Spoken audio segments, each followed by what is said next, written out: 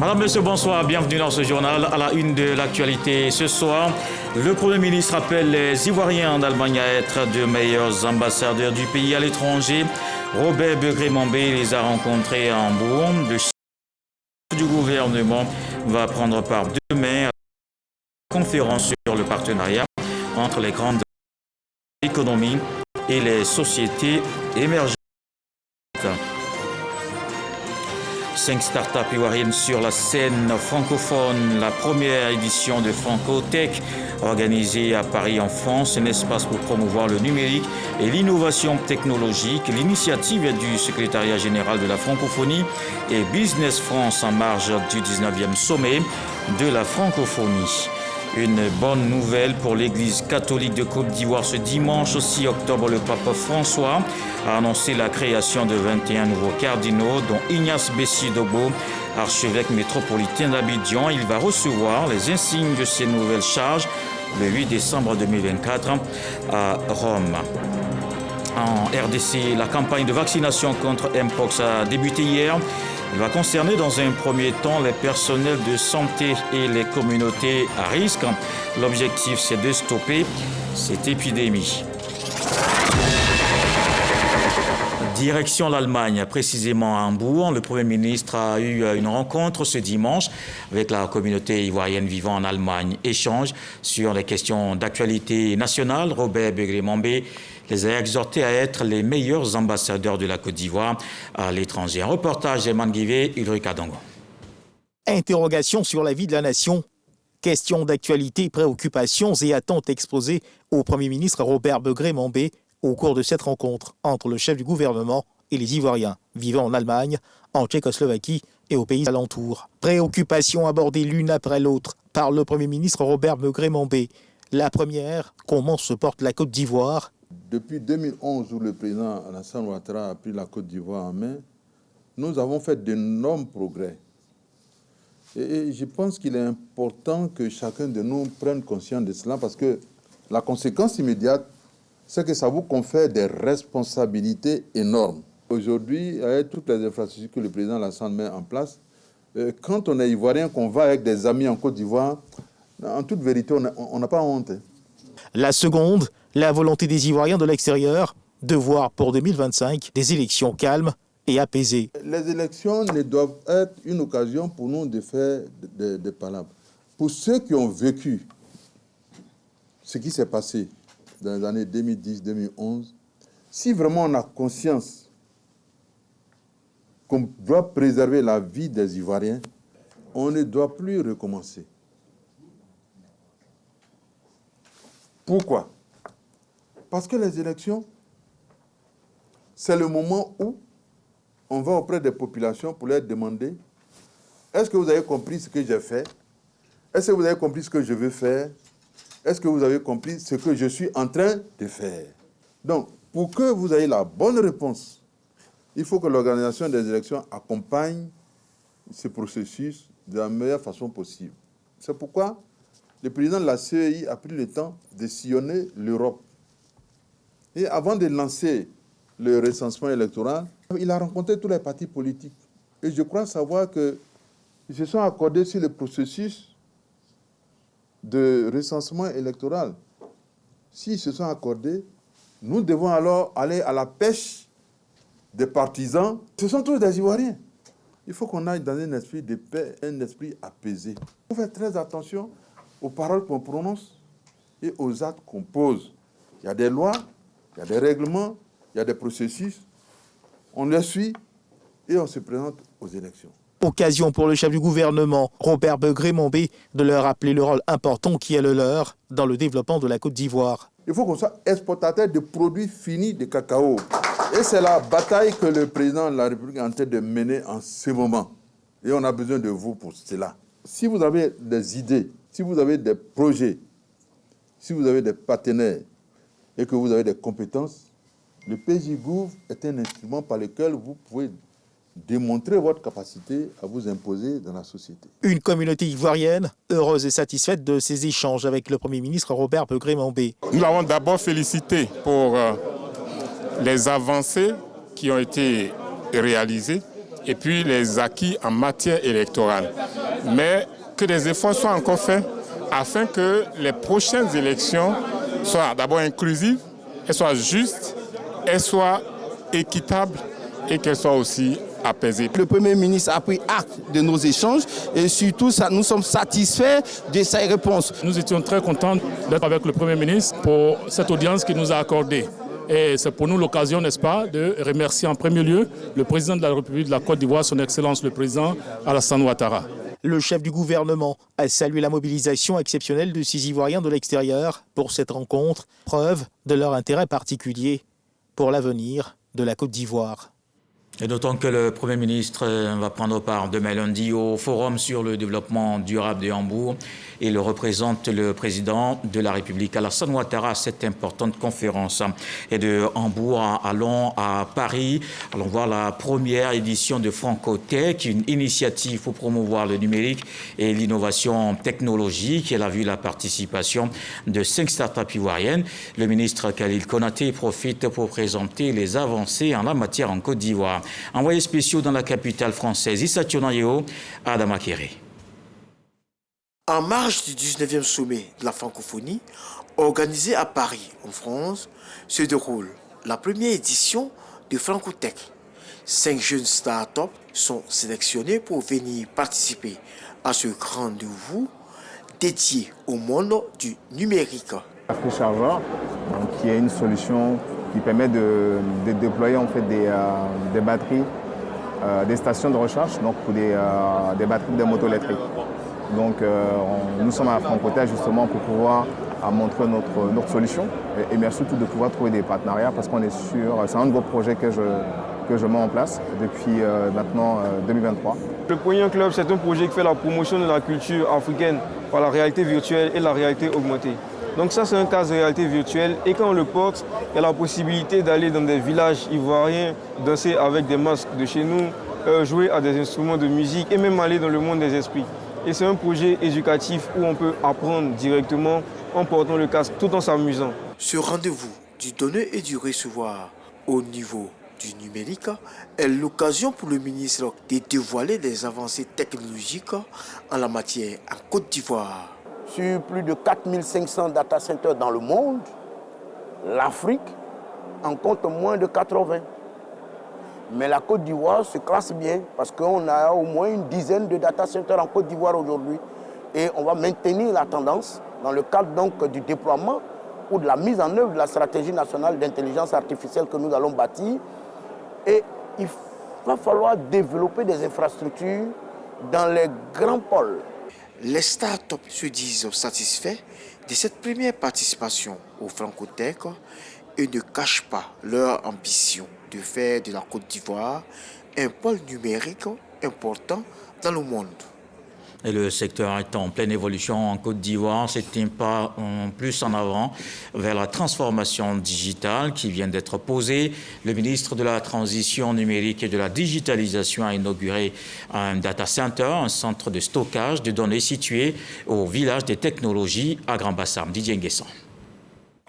Un data center ou centre de données est une infrastructure composée d'un réseau d'ordinateurs et d'espaces de stockage. Le ministre de la Transition numérique et de la digitalisation, Khalil Konaté, inaugure ce data center situé au Vitib, village des technologies de l'information et de la biotechnologie. Ce centre offrira un environnement optimisé pour des équipements informatiques dans une installation de pointe. Les data centers aujourd'hui, au niveau mondial et global, sont au cœur de presque tout ce que nous faisons sur Internet, sur le cloud. Toutes les transactions, tous les contenus que nous consommons doivent être hébergés quelque part. Toutes les transactions qui se font au niveau bancaire se font sur des serveurs, idéalement hébergés dans des data centers de dernière génération avec des mesures et des infrastructures de sécurité, qui veut dire que les équipements de nos clients sont toujours sécurisés, sont toujours dans un mode actif. Il n'y a pas de ce qu'on appelle en anglais du downtime, ce qui permet que tout se passe, disons, dans les meilleures des conditions, dans des conditions optimales, pour que nos clients puissent fournir à leurs clients les services et les contenus dont ils ont besoin. Ce premier centre de données de niveau 3 apportera son soutien à la Côte d'Ivoire en favorisant la transformation numérique et en établissant un lien entre la connectivité internationale et locale.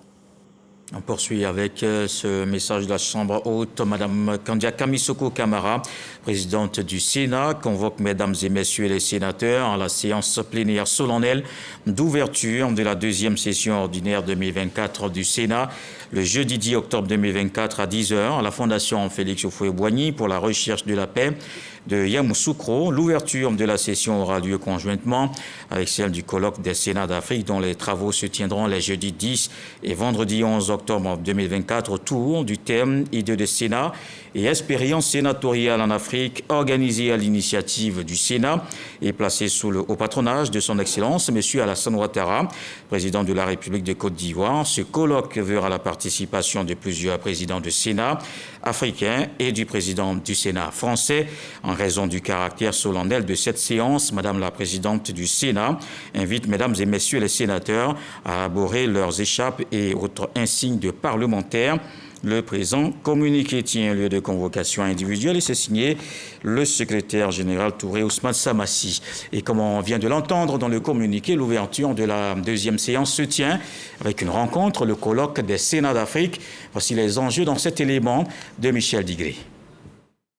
Ce colloque réunira des femmes et des hommes d'expérience venus de différents Sénats ainsi que des spécialistes des institutions parlementaires, des juristes, des historiens et des philosophes de la politique autour du thème « Idées de Sénat et expérience sénatoriale en Afrique ». Pour le président du comité scientifique de ces assises, le sénateur Sidibé Vali, ce colloque sera un cadre d'échange sur les expériences en matière d'organisation et de fonctionnement des institutions sénatoriales. Le premier objectif principal, c'est de donner à l'auditoire et à tous ceux qui seront à cette session une lisibilité et une visibilité des Sénats. Concomitamment au colloque, les présidents des Sénats présents vont réfléchir à la création d'un organe fédérateur des Sénats d'Afrique pour permettre d'échanger des expériences et même des ressources humaines. 200 participants issus de 11 Sénats d'Afrique sont attendus à Yamoussoukro. Et on va sortir du pays. Le ministre des Mines, du Pétrole et de l'Énergie séjourne en Angola. Mamadou Sangafowa Coulibaly prend part à la 5e conférence et exposition sur le pétrole et le gaz. Il a aussi visité une plateforme pétrolière. Une visite qui a permis d'évoquer des conventions pour le partage d'expériences. De Luanda, le reportage de Soro Corona Yaya Konaté. Le ministre des Mines, du Pétrole et de l'Énergie ivoirien au siège de Solins, filiale de Solangol, à Luanda, en Angola. Le ministre Mamadou Sangafowa Coulibaly est en Angola sur invitation de son homologue angolais. Une invitation sollicitée lors de la visite d'État du président angolais en terre ivoirienne. La présentation de la société pétrolière est faite à la délégation ivoirienne pour mieux connaître le fonctionnement, les domaines d'intervention et les activités de cette structure nationale. Nous sommes des pays africains et c'est un plaisir d'avoir le ministre ici pour voir un peu qu'est-ce qu'on fait et qu'est-ce qu'on peut faire si on travaille ensemble et faire la même chose qu'on a fait ici, on peut faire aussi en Côte d'Ivoire ensemble. Mamadou Sangafowa Coulibaly inscrit sa présence dans le cadre d'une visite pour s'imprégner du modèle angolais, mais aussi pour découvrir l'expertise et partager l'expérience de ces pays amis dans les domaines du pétrole et du gaz. C'est une société gérée totalement par les Angolais à 99%. Ça veut dire que pendant 30 ans, j'ai transféré l'expertise, le savoir-faire. Et nous sommes heureux de regarder la coopération sur ce. Une visite guidée en véhicule a permis au ministre et à sa délégation de voir de plus près les installations et l'étendue de la plateforme pétrolière. Le ministre des Mines et du Pétrole et de l'Énergie prévoit des conventions entre les deux pays. La délégation ivoirienne conduite par le ministre a visité par la suite le ministère des Ressources minérales, du pétrole et du gaz angolais. Le cabinet ministériel de plusieurs étages regroupe tous les différents services, des salles de conférence et de formation. Et après l'Angola, notre coopération, cette fois avec la France. Expertise de France intervient en Côte d'Ivoire dans les domaines de la sécurité, de la lutte contre la traite des êtres humains et l'immigration. Le ministre délégué chargé de l'intégration africaine et des Ivoiriens de l'extérieur a reçu la directrice générale adjointe Souleymane Domini Songou. Une audience accordée à la directrice générale adjointe des opérations de Expertise France par le ministre délégué chargé des Affaires étrangères a permis d'évaluer les actions posées en faveur de la réduction du phénomène de la migration irrégulière. Donc je suis très heureuse d'avoir pu rencontrer Monsieur le ministre. Nous avons pu échanger sur la longue coopération que nous avons déjà à la fois autour des diasporas, mais aussi des migrations ensemble dans le pays. Une coopération très fructueuse qui a eu de nombreux résultats déjà et que nous allons, grâce à l'Union européenne, pouvoir poursuivre en équipe Europe avec le grand pays qu'est la Côte d'Ivoire, à la fois pour permettre un accueil et une réinsertion des migrants de retour et en particulier des jeunes dans les réseaux de droit commun, mais aussi poursuivre ces activités de lutte contre la traite des êtres humains. Expertise France est engagée depuis 2004 auprès de ses partenaires ivoiriens et mène des projets qui visent principalement à renforcer les capacités des administrations publiques et des autorités locales sur ces 4 secteurs d'intervention prioritaires, à savoir gouvernance, sécurité, développement durable et développement humain. À l'initiative de la CEDEAO, un pont sera construit au-dessus de la rivière Cavali pour connecter la Côte d'Ivoire au Libéria. L'ouvrage sera bâti entre les localités de Prolo dans le département de Tabou en Côte d'Ivoire et d'Ouékédé au Libéria. Une mission de l'organisation ouest-africaine était récemment en Côte d'Ivoire afin de remettre le site à l'entreprise retenue pour les travaux qui vont durer 2 ans. L'objectif est d'améliorer la circulation des biens et des personnes de part et d'autre de la frontière. C'est un appui financier de la Banque africaine de développement qui va permettre la réalisation de ces projets majeurs. Je vous propose d'écouter la délégation. La remise du site à l'entreprise enclenche de fait le démarrage des travaux de ce pont au-dessus du fleuve Cavali. Les travaux vont durer 2 ans. Nous espérons qu'en 2026, nous aurons un pont complètement achevé sur lequel les populations pourront circuler de part et d'autre de la frontière. Et cette entreprise va démarrer la construction de ces travaux de pont qui vont durer 24 mois. Cet ouvrage, ça va vraiment contribuer à l'intégration sous-régionale. Voilà, et ça fait partie de l'un des maillons manquants du chaînon Abidjan, du corridor Abidjan-Lagos. Je vous emmène dans le Lodjibois. Ces derniers mois, le village de Confesso du Labougou a bénéficié d'importantes actions de développement, construction de salles de classe, de maternité, ouverture de voies d'accès. Toutes ces réalisations ont poussé les populations à rendre hommage au président de la République, Mahama Traoré. La hausse du prix du café et du cacao pour la campagne qui s'ouvre coïncide avec l'ouverture des voies d'accès au village de producteurs de Confesso du Labougou dans le département de Guitry. Ce n'est d'ailleurs pas la seule action de développement réalisée dans cette localité récemment. Confesso du Labougou a bénéficié de cet important investissement au niveau de la route. Le village est quasiment désenclavé. Aujourd'hui, on a un centre sanitaire, on a des écoles qui ont pu s'implanter grâce à la voie. La plupart des populations, c'est des producteurs de la filière café-cacao. Ils sont très contents aussi parce que le cacao aujourd'hui, c'est devenu à 1800 et puis le café est devenu à 1500. Pour toutes ces réalisations, Confesso du Labougou voue sa gratitude au chef de l'État à travers une cérémonie d'hommage. Témoin et parrain de l'événement, le président du conseil régional du Lodjibois, Amédée Kofi Kwaku. Il promet que la dynamique amorcée à Confesso du Labougou va se poursuivre et exhorte les populations à faire confiance au président de la République. L'homme qui travaille, c'est derrière lui on se met. C'est parce que vous savez que je suis avec le président Alassane Ouattara et comme je suis avec lui, si vous demandez quelque chose, vous allez l'obtenir. C'est pour ça que vous nous avez voté. Et donc nous allons travailler avec madame le député Yao Patricia, avec tous les élus du Lodjibois, avec les cadres, pour que dans ce village à Confesso du Labougou, bientôt il y ait l'électricité pour le bonheur de nos parents. Au nom du chef de l'État, Amédée Kwaku s'engage également à ouvrir les voies d'accès des villages et campements environnants de Confesso du Labougou, ce afin que les producteurs de café et de cacao de la zone puissent facilement écouler leurs récoltes. Dans l'actualité politique, le président du directoire du RHDP poursuit sa tournée de mobilisation dans le district du Zanzan. Après Bouna, Gilbert Kone-Kafana était à Bondoukou, dans la région du Gontougo. Il s'est adressé aux responsables locaux du parti et les militants. Il a appelé à l'union pour faire face aux défis à venir. Moussa Konaté, Fernand Conan, Lamine Camara. Les femmes et les jeunes du RHDP de la région du Gontougo réaffirment leur soutien à la candidature du président Alassane Ouattara. Nous, les femmes de la région du Gontougo, conscientes que notre bonheur se trouve avec Alassane Ouattara, sollicitons sa candidature pour l'élection présidentielle d'octobre 2025 pour terminer ce qu'il a si bien commencé.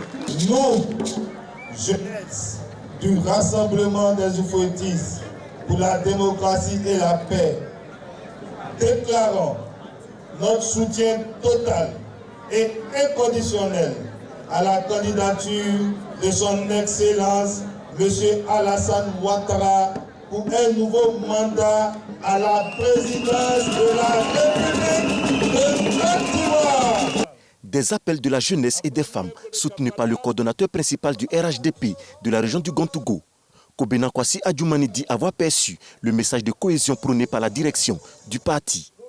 Merci, Monsieur le Président, d'être venu nous parler, nous demander de nous retrouver pour faire la paix. Vous nous avez demandé d'être ensemble autour du président Alassane Ouattara pour aller à la conquête de cette victoire. Et nous sommes prêts à y aller. Dans son adresse, le président du directoire félicite les militants du RHDP du Gontougo pour leur mobilisation. Il les invite à s'unir autour des responsables locaux pour conduire les activités du parti dans la région. Ayez confiance, ayez de l'espoir. Il reste simplement que vous soyez unis. Unis derrière l'éléphant du Zanzan, l'éléphant blanc, M. Kobena Adjoumani. Cette étape de Bondoukou marque la fin de la tournée de mobilisation du président du directoire dans le district du Zanzan.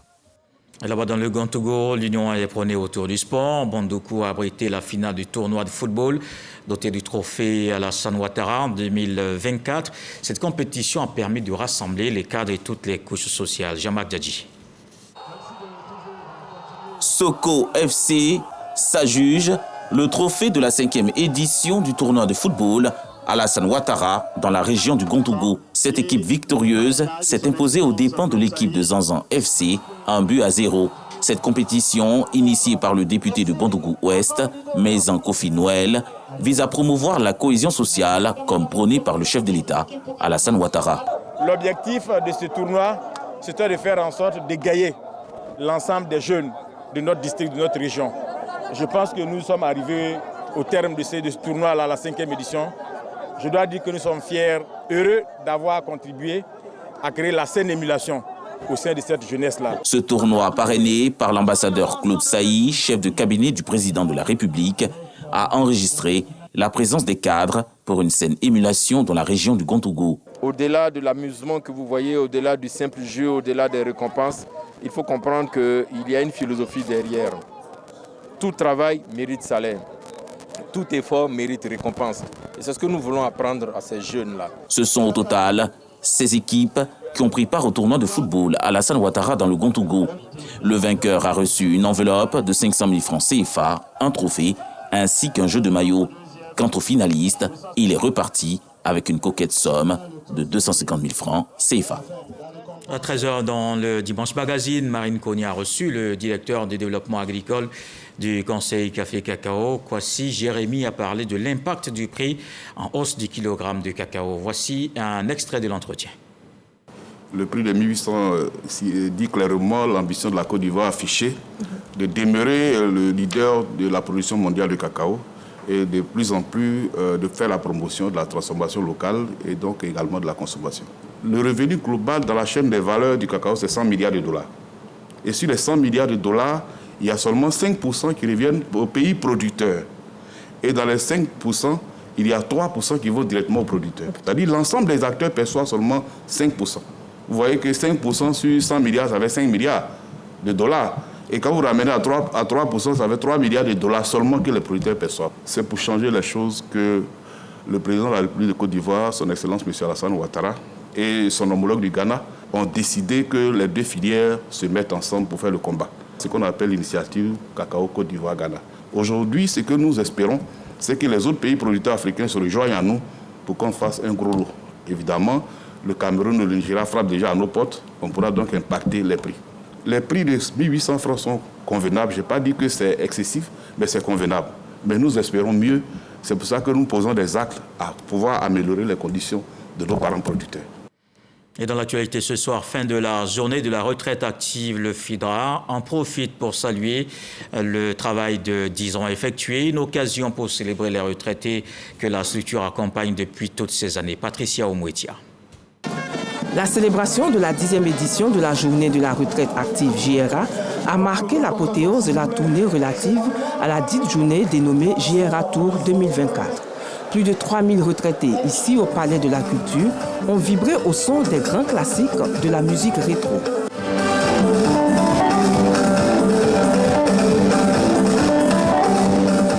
Le capitaine Yassongo Kone, président de l'Association fraternelle des anciens combattants de Côte d'Ivoire et parrain de la cérémonie, a félicité Hélène Diarra, PDG du FIDRA, pour cette initiative qui valorise l'image des retraités. Pour cette édition, la direction du FIDRA a voulu une fois de plus célébrer ses 58 000 souscripteurs qui continuent de lui faire confiance.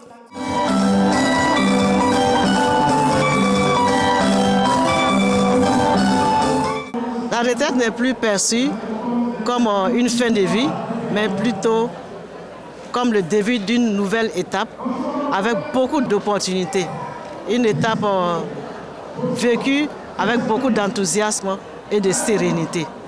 Et ces 10 années de la journée de la retraite active également ont permis de faire prendre conscience à l'opinion publique que le retraité doit être un citoyen actif au cœur du développement. Nous lançons un appel aux retraités. Nous leur disons de prendre leur place dans la société parce qu'ils ont une riche expérience qu'ils peuvent mettre au service de la nation. Au thème de la cérémonie, les 10 premiers clients du FIDRA ont été distingués. Depuis avril 2024, le Fonds international pour le développement de la retraite active FIDRA a été distingué en tant que première microfinance de la zone UEMOA. Voici une bonne nouvelle pour l'Église catholique de Côte d'Ivoire. Ce dimanche, le pape François a annoncé la création de 21 nouveaux cardinaux, dont Ignace Bessi, archevêque métropolitain d'Abidjan. Il va recevoir les insignes de ses nouvelles charges le 8 décembre à Rome. Grâce Kando. La Côte d'Ivoire a l'honneur à Rome, en Italie, siège de la chrétienté catholique.